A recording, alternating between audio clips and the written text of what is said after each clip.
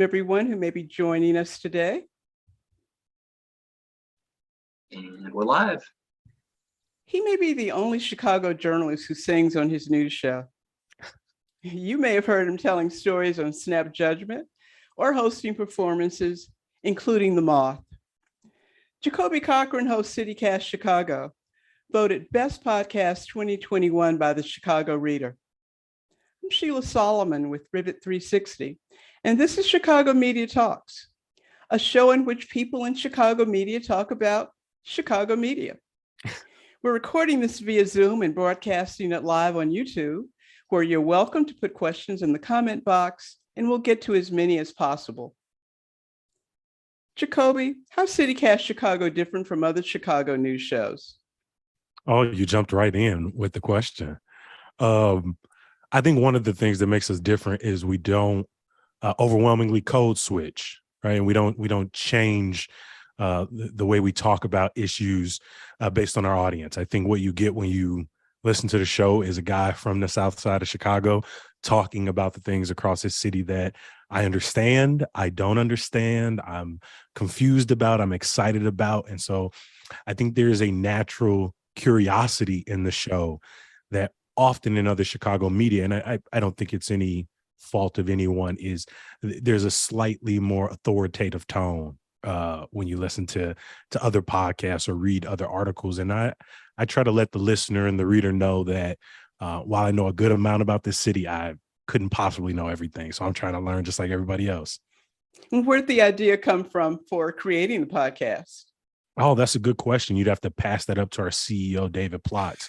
About 18 months, maybe 19 months ago, I was just a communications professor, a storyteller, a writer who loved the city of Chicago, but I never imagined being a journalist or being someone who spoke on all of the different things that were happening in our city, whether it be sports or culture or you know, what the hell is going on in city council this week. I felt as someone who spent a lot of time reading this information, but you know, I never really wanted to speak on them on an everyday basis. And so the idea to start CityCast Chicago is above me, but when they reached out to me, I think one of the first things they asked me is, you know, why do I love my city? And I spent the next hour and a half, I think, giving this sort of unscripted, impromptu example. And I'm shocked they still hire me because it's only a 15 to 20 minute podcast. So an hour long retort, I don't know, gave the best impression. But I think by the end of it, they saw someone who was, you know, just really dedicated to the city of Chicago from I think just a lived experience kind of perspective. Most of CityCast Chicago podcasts end with some good news. And you even sing the phrase, and some good news. Why is that, Jacoby? I have a problem. That's the reason. Because between lead producer Carrie Shepard and myself, we are singing about 40% of the day. And so I didn't really notice it about myself that I'm constantly, you know, just singing my way through my daily tasks. I'm singing through the news I'm reading. I'm singing through my commentary on a movie or an album I just listened to or just watched. And, you know, so when they told me in those first few weeks to really try to make the show sound like me, I struggle with that because as a natural performer, I think I tend to I don't know, be so good at curating a performance that what it means to be off the cuff or to be authentic, you know, is sometimes lost on me because I'm always shaping performances with the audience in mind. And so when they asked me to just like, you know, do the news the way I would do it, the first thing I thought of was that melody. And I appreciate that the team encouraged it, that fans who, you know, come up to us in the months and year and a half since have encouraged me to continue doing it because I'm a little skeptical. I wonder if people actually like it. But, you know, it really is just a daily part of my life, just kind of singing randomly. So I thought, why not? So what are some of your favorite things about hosting a podcast in Chicago? One is I get paid to learn about my city. You know, incentivizing learning is, you know, it's not a terrible thing.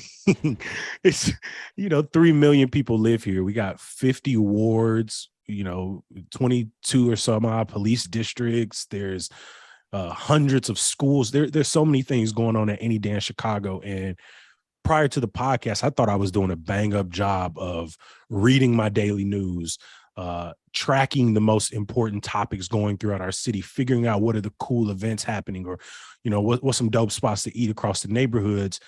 And then you start the podcast and you realize you don't have a clue what is really going on in this city every day. And so it's given me an opportunity, to learn about places like, Jefferson Park that I never been in my life, or go up and do a neighborhood guide one week in Rogers Park and pop down to Auburn, Gresham, or Inglewood the next day.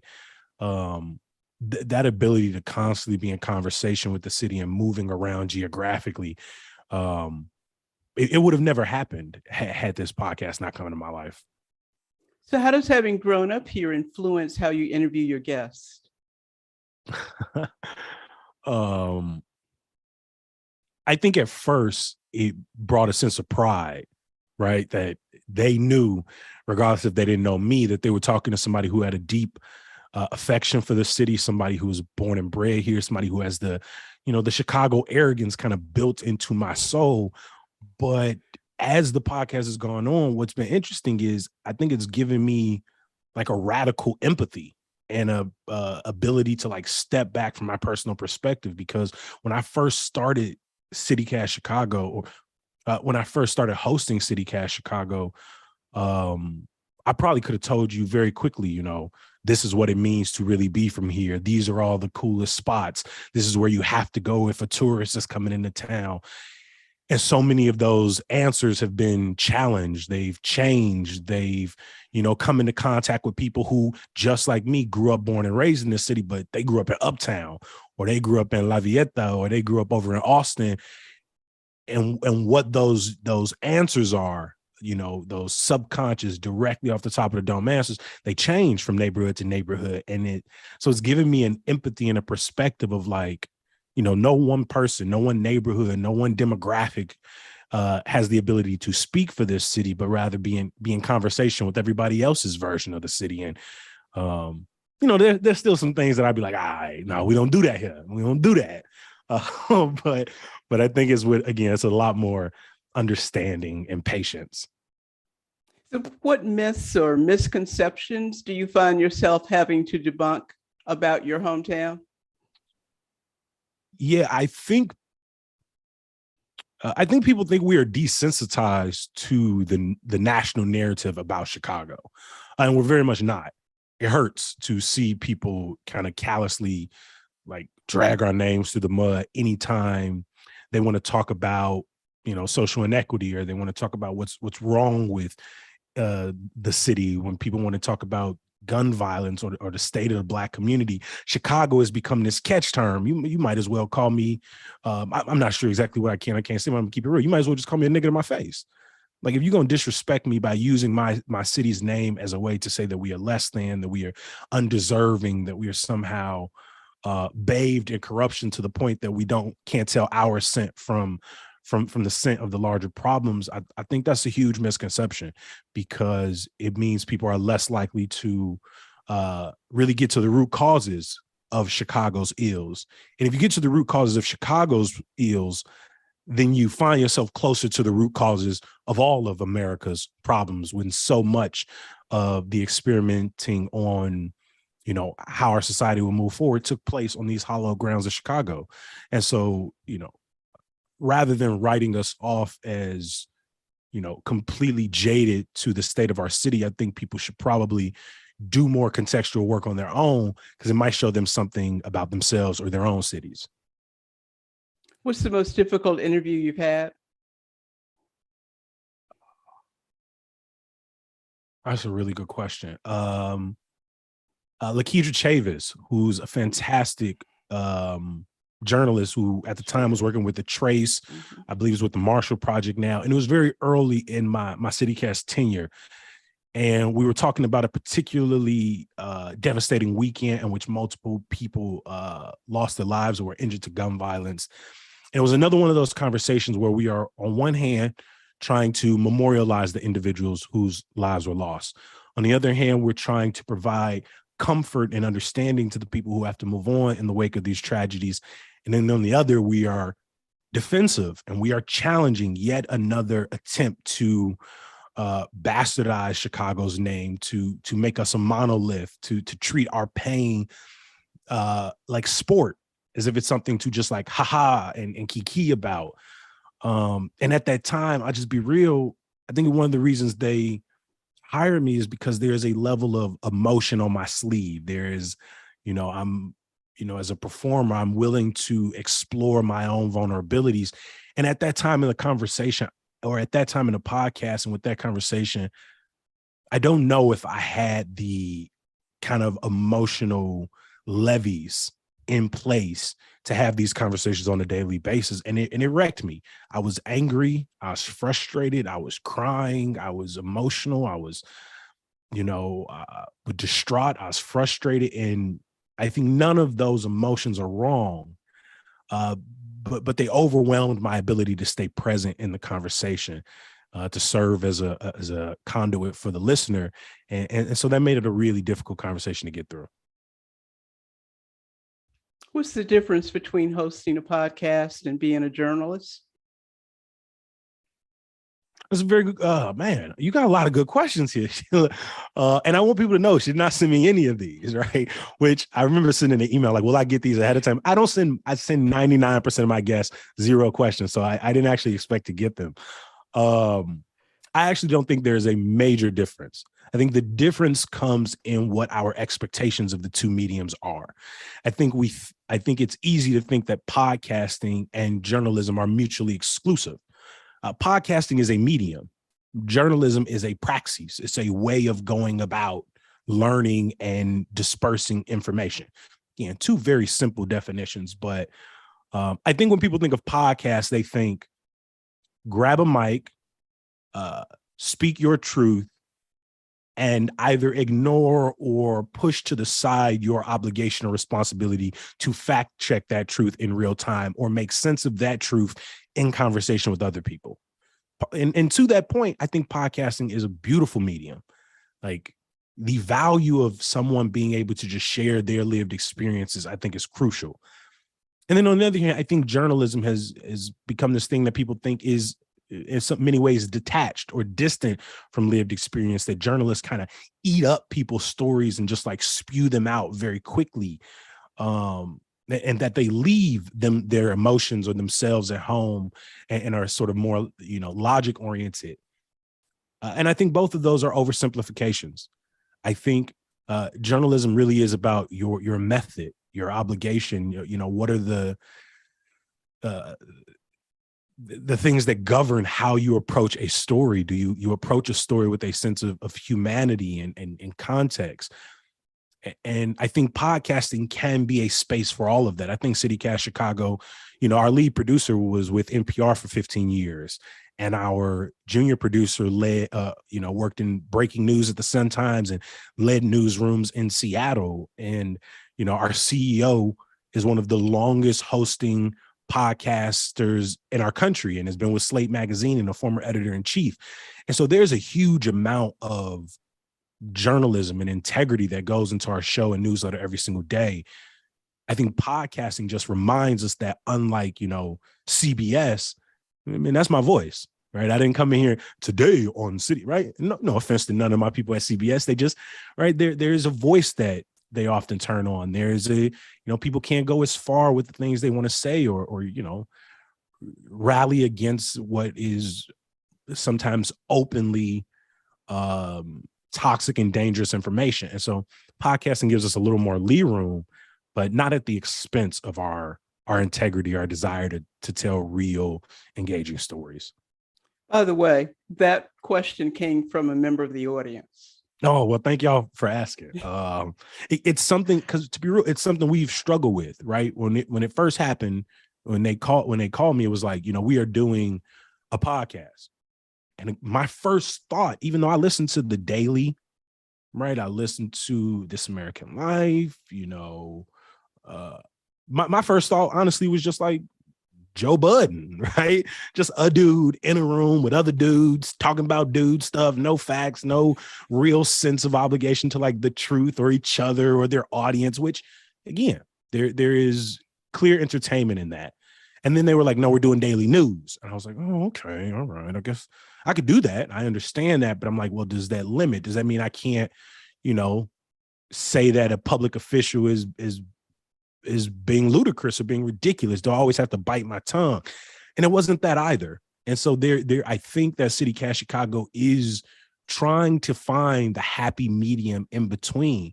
Whereas, like, if you listen to one of our episodes, you are going to hear banter and us going back and forth, and our volume and our energy being, spiking versus keeping that, kind of even keel that a lot of news organizations tend. But at the same time, you can value the things that we're reporting on with the same level of trust as Block Club or the Sun Times or the Tribe. And a lot of that has to do is because many of our guests are from Block Club and the Sun Times and the Tribe, and we work really hard to make sure that we're in conversation with the people we admire, and that we're accessible to the people we want to serve.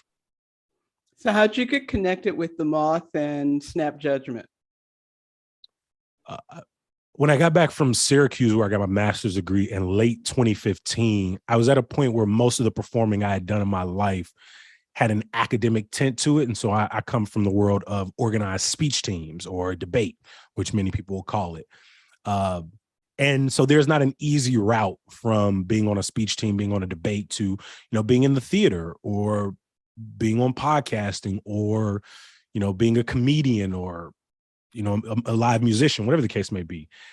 And so when I got back to the city, I had this itch to perform, but none of the outlets, improv comedy, stand-up, theater, none of them felt accessible to me because I didn't have training. I didn't have connections. I didn't realize maybe how inviting some of these mediums were. And so when a friend took me to the Moth I believe at the time it was at Haymarket, I just really appreciated this opportunity to get up in front of people and to explore my craft a little bit more, to figure out if there was anything I had to say after, years and years of being on the speech team. Was I actually a good performer, or was I just good at forensics? And, I got 11 national championships, so I know I'm good, but I didn't know if that translated outside of this bubble in this world. And so from the Moth to Snap Judgment to Grown Folks Stories on the South Side to, Story Jam or one of a dozen other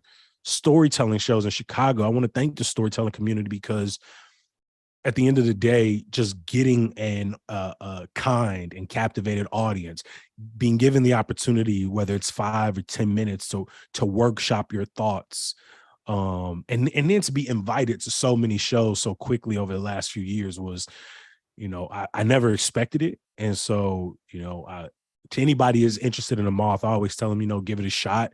If that's not your vibe, there are so many other storytelling shows in the city that you can dip your hand in. But it's been really cool. I mean, I just got back from Champaign last week. I'm going to Boston in a couple of weeks with the Moth. I was in Martha's Vineyard a few weeks ago telling my story. And so, and went from signing up and putting my name in a hat to, I'll host a Moth main stage in Lawrence, Missouri at the beginning of November. And so it's been a really cool journey, and I'm grateful to the Moth. What other shows are you hosting or have you hosted? Another one of my favorite shows in the city is Karaoke Storytellers. We're back December 18th. It was started by my boy Connor Gorman, who is a fantastic improv comedian, karaoke singer in Chicago. And it was another one of those ideas where, to me, I thought the nicest audience in live performance was storytelling. And Connor believes that the nicest audience in live performance is karaoke.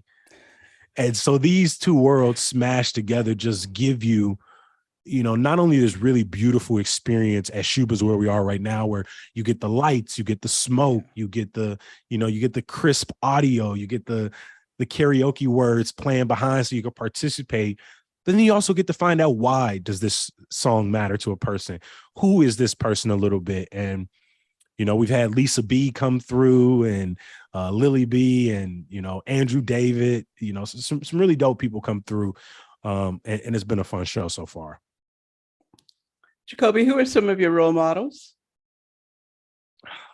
You really got me. This is the one you should have. I need a little prep on this one, because my generic answer at first is my mother. That was the first person who taught me what it meant to be a storyteller. She was the first person to tell me, pick my head up when I talk to somebody. She was the first acting coach I ever got when she said, act like you got some sense, in the words of Jamie Foxx. And so watching her navigate the challenges in her life, being a young mom of three, and even now to be in her 50s trying to define what her identity is for herself, and what makes her happy, and who are the people she wants in her life. It's a really good example of you're always growing, you're always changing. My mom has never, made herself seem like she had it all figured out. And so I'm really deeply grateful to that. Another one of my role models and one of the people I look up to, I just had them on the podcast today, is Eve Ewing. Eve Ewing is one of those people who, when I first came in contact with her poetry, with her words, it was like she was putting into words the things that I don't have the ability to say, or I don't have the talent to construct. It's the same way I felt about Natalie Moore's Southside. These were people who, I've always had a deep admiration for Chicago, but I didn't grow up in the arts or in poetry or in journalism. My forensics background gave me a really strong performance background and a speech writing background, but I don't think it nurtured the way I wanted to communicate about Chicago and the ways that I saw present in their work. And so the first time I read Ghost in the Schoolyard or Electric Arches or Southside, I felt a deep kinship with those women. And to this day, I'm grateful to them both making time for CityCast Chicago. I'm grateful that they continue to share their art with the rest of the world. And, again, it's another reason I thank the pod, because, let's be real, I don't think I would have got a chance to just sit down with Eve or Natalie for about an hour and chop it up with them. But those are two of my artistic role models. I love the memoir / poetic / historical nonfiction genre. I love how they blend those three genres in a very kind of marvelous way. And I like to think that that's what CityCast is. It's part memoir, part historical nonfiction, and it's some days it's poetry. And I just think that's pretty damn cool. Here's another audience question. What are your favorite indie shows in Chicago? Oh, my favorite indie shows. What do they mean? Like my favorite, places to go see an indie show? My favorite places to go see. Well, you name the karaoke. Mm. Show, so I got you.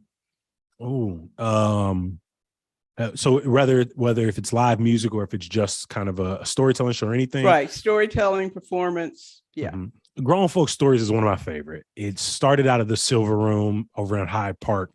I think they're going to be at Bronzeville Winery this Thursday. The host, shout out to Binky, shout out to Eric Williams, shout out to the former host. That was the storytelling show that I think, while the Moth let me know that there was a stage for me, Grown Folk Stories let me know there was an audience for me. Because while I appreciate the Moth, when I'm standing on stage at Lincoln Hall or Space in Evanston, largely the Moth's demographic don't look like me, right? They may be some of the most, liberal, progressive podcast listening whites in our city. And there's always, Black folks, brown folks, people of color in the audience. But largely the demographic doesn't look like me. And so while I was so grateful for the stage, there was still a concern as a performer of is this translating? Does this make sense? Do I have to, change this or dumb it down or make it make more sense for this audience, which I was never interested in. And so once I went to Grown Folks Stories, it reminded me and comforted me in knowing that I don't have to change myself or my storytelling praxis. And I think I was better served for it. I think I went back to the Moth way more unapologetic. And even after I stopped performing as a storyteller, I think the reason I returned as a host is because, I wanted to make sure that audience, which, in so many ways provides refuge for storytellers, I wanted to make sure that they were still being challenged. That they were still, forced to listen to stories that are outside of their ability to comprehend. And With an open mic, you may not know who's getting pulled that night. But I know if I'm on the stage, you're going to hear it regardless whose name is in that hat. You're going to learn a little bit something about the South Side. You're going to learn a little bit more about the complexity of this city, even if it's through a 30-second bit. And so I just, I relish the opportunity to not only get on the stage to work on my craft, but to, challenge the audiences I'm in front of. So you're teaching journalism classes at DePaul, right? I teach business communication at DePaul and the intro to communication at a few other schools. What inspired you to become a teacher?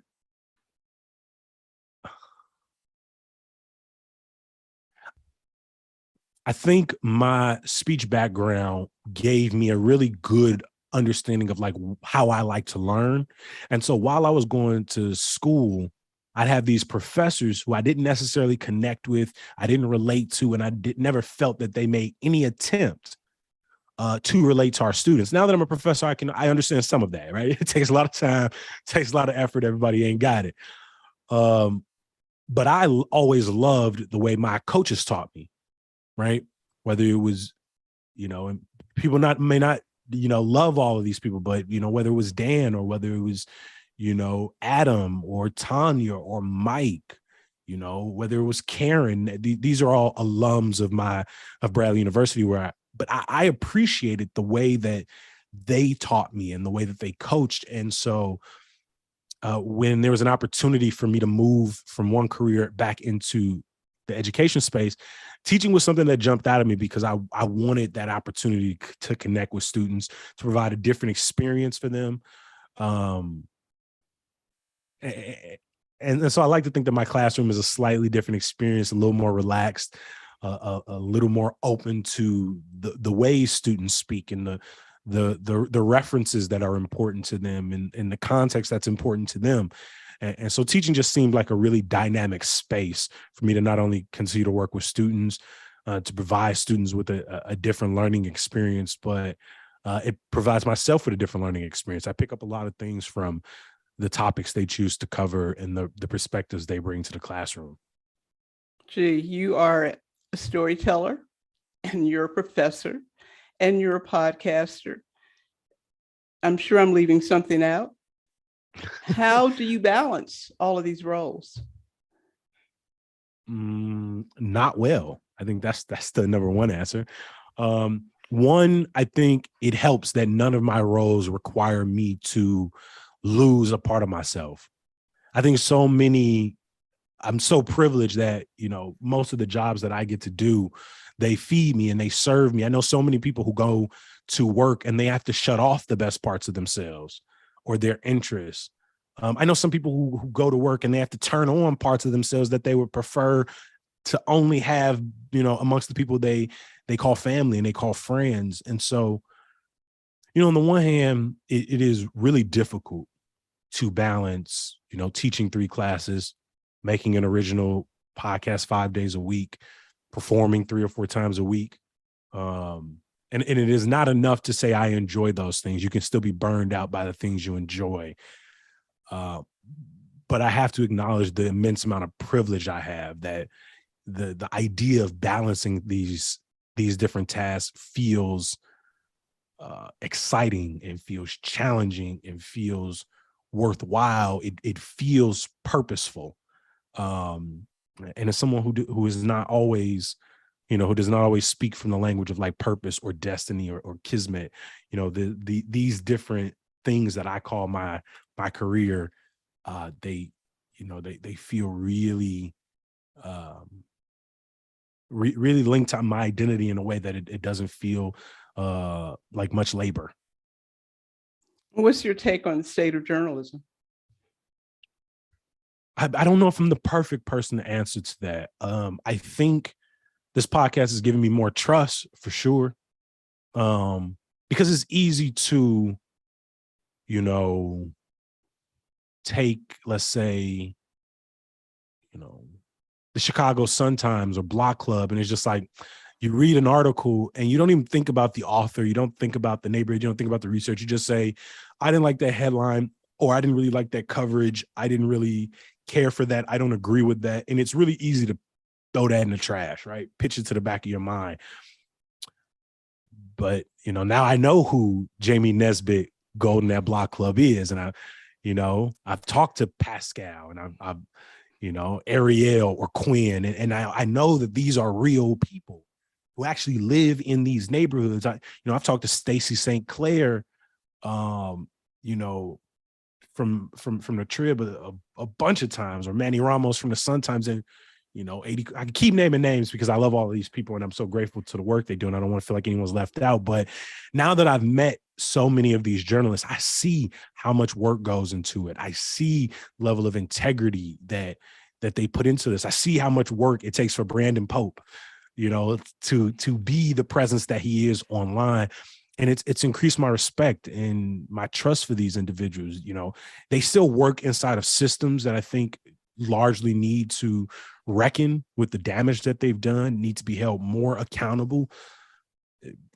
But I think that's one of the difficult parts about living in systemic oppression, is that it's really hard to separate the individual from the system, because at this point, honestly, the genuineness of an individual doesn't effing matter if your system is completely perverse, is completely damaging. It does not care about the humanity of individual people, right? The journalists at the Tribune are amazing. Alden Capital, that owns the Tribune, I fear, and I wonder if they're doing damage to our democracy, and not in just a cliche kind of way, but in a very detrimental way. But damn, how do I separate all of these amazing people who do work every single day in the system in power? And I mean, I'd argue that that's one of capitalism's greatest strengths, that by blurring those lines and making the waters murky, it leaves us very much without solution-oriented thinking.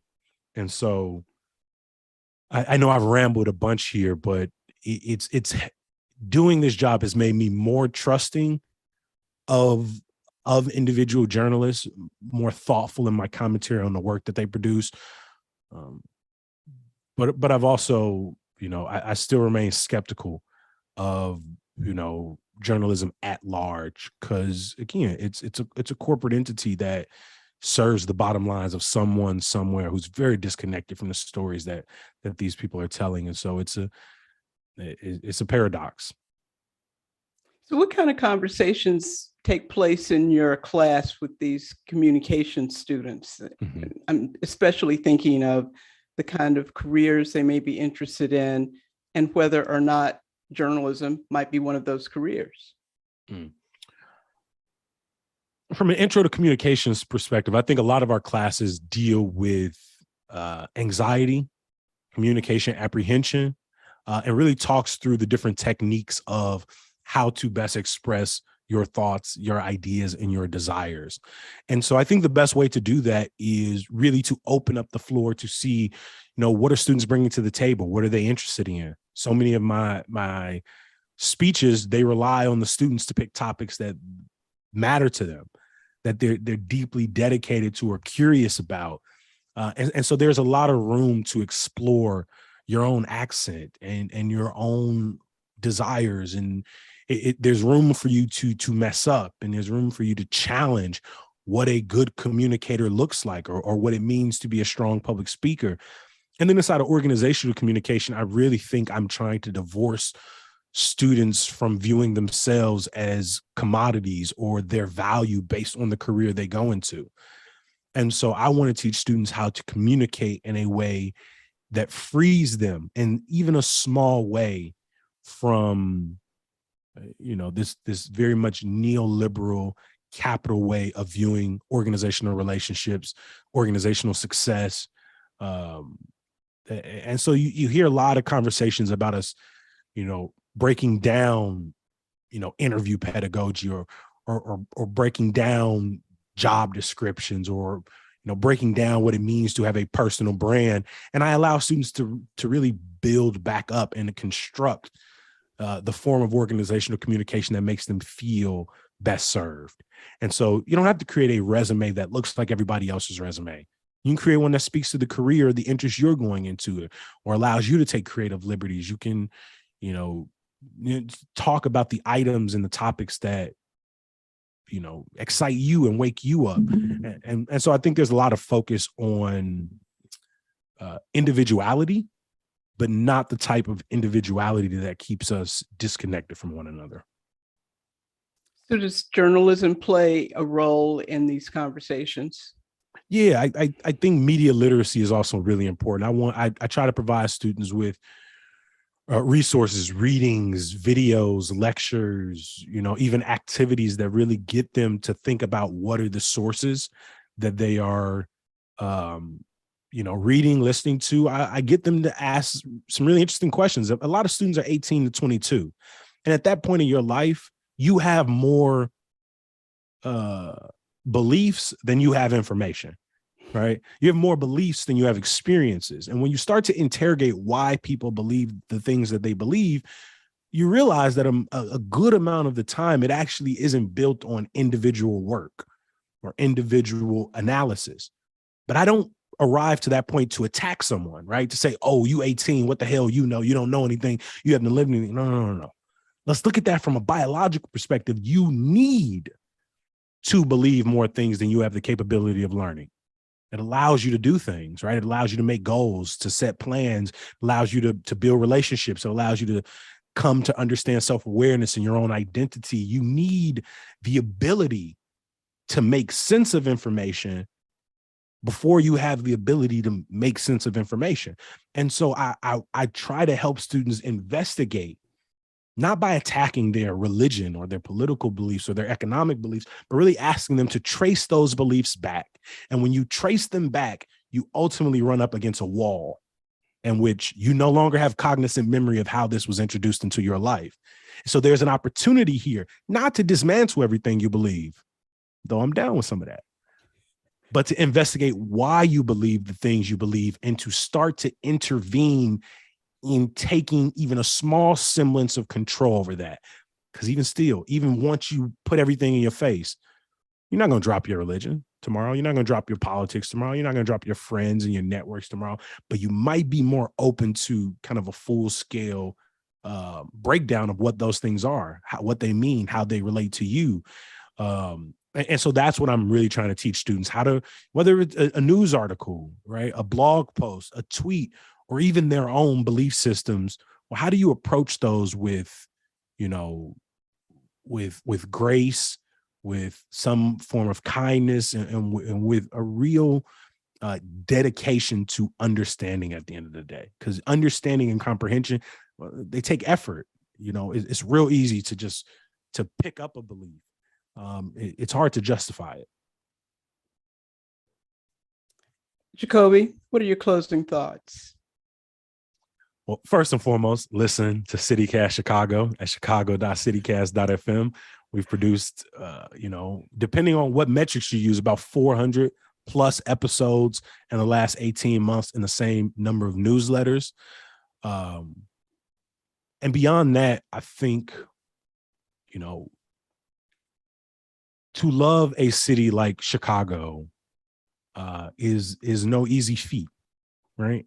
I mean, there have been poets, whether Eve Ewing or Carl Sandburg, who have tried to put into words what it means to love this place. But I hope that people will define that for themselves, that they will get out into these neighborhoods, that they will listen to different perspectives, different organizers, that they'll take a step back and ask, why does that highway run through that neighborhood? Why does the water need to be ran for 5 minutes before I pour myself a glass? I just want, through this podcast, for people to change what it means to love a place, because I don't think that is, complete ignorance to all of the ills there. And I also don't think that is a complete apathy or pessimism to the beauties of this place. And so, I just hope people will come to love Chicago in the ways that I do, either through listening to the podcast, reading the newsletter, or getting out here and exploring it on their own. My closing thoughts. Tune into Jacoby's podcast and hear from a journalist who practically shouts from the rooftop his love for Chicago. A superb conversationalist, he always sounds as if he's just talking to a buddy. And no matter who he's interviewing and what topics they're exploring, he's always going to leave you with some good news. Some good news to get you through. My guest in this edition of Chicago Media Talks, recorded via Zoom and broadcast on YouTube October 17th, 2022, has been Jacoby Cochran, host of the CityCast Chicago podcast. You can reach him at jacoby.cochran@citycast.fm, and you can reach me at sheila@rivet360.com. I'm Sheila Solomon, for producers Jesse Batten and Janine Harston, and everyone at Rivet 360. Thanks for listening to Chicago Media Talks. Thank you so much for having me, Sheila. Thank you, Jacoby. That was really fun. Really good question.